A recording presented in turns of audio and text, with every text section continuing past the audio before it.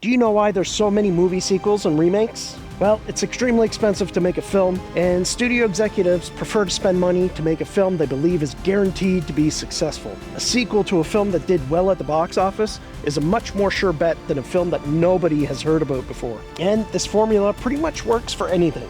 So if the RT is the Dirt Track sequel, shouldn't it be a sure shot? What's your favorite part of the Hangover sequels? Exactly. Before I was serious about overlanding and off-roading, I always ran dirt tracks on my trucks. At one point, I actually had 2 sets of dirt tracks. I had my summer set, and I had a studded winter set. I just loved the look of them, and for me, for what I did at the time, they never let me down. So why then haven't I run them on my Broncos? Well, as good as the original dirt track was, it did have a few weak points. Mainly the 2-ply sidewall that was as tough as a wet paper bag. Well, maybe slightly stronger, but knowing what I was going to do with my Broncos, I had to go a different route. So just imagine my excitement when I heard they were redesigning the dirt track. Did they fix that weak sidewall? Does it look better? Is it quieter? Hopefully it didn't lose all the good points that it had before. Could it please at least just be a 3-ply sidewall and keep everything else? Well, that's what we're going to find out today. The roads here have been freshly scraped, so there's lots of sharp, pointy rocks all over the place. We're going to go test it out and see just how well these drive. From what I hear, we should be in good hands.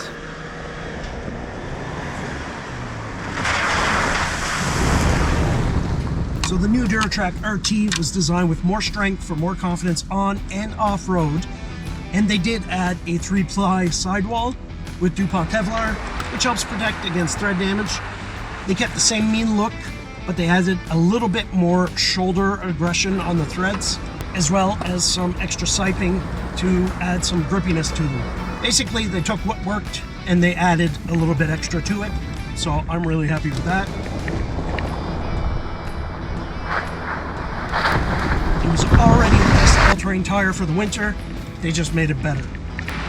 All Duratrack RT sizes now do come with the severe snow designation, whereas before, only certain Duratrack tires came with them, or they were able to be studded, which I really did enjoy being able to stud the Duratracks before for the winter. They worked amazing, but it's without studding, it's such a good tire anyway. I don't think it's going to make a big difference. It just kind of takes something out of the equation that you don't need to think about.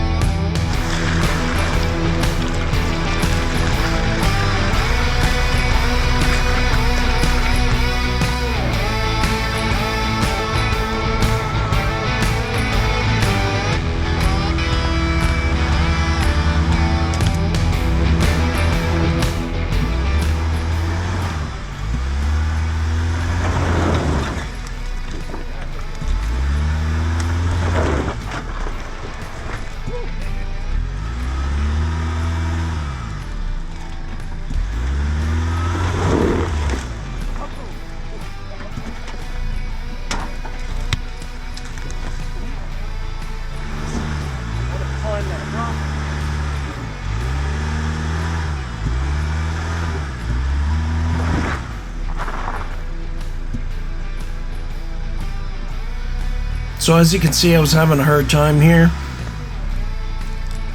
I'm so used to driving my standard that I had to figure out the automatic.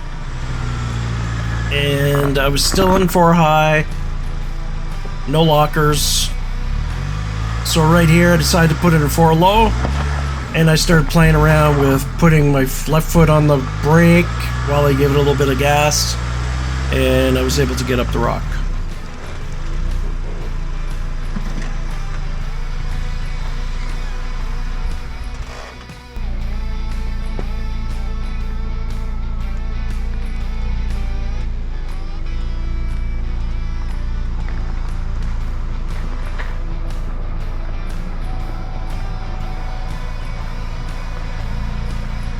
Well, I gotta say, it's a rare occurrence that a sequel is that much better than the original, but Goodyear really listened to the people that actually used these tires and improved upon their strengths.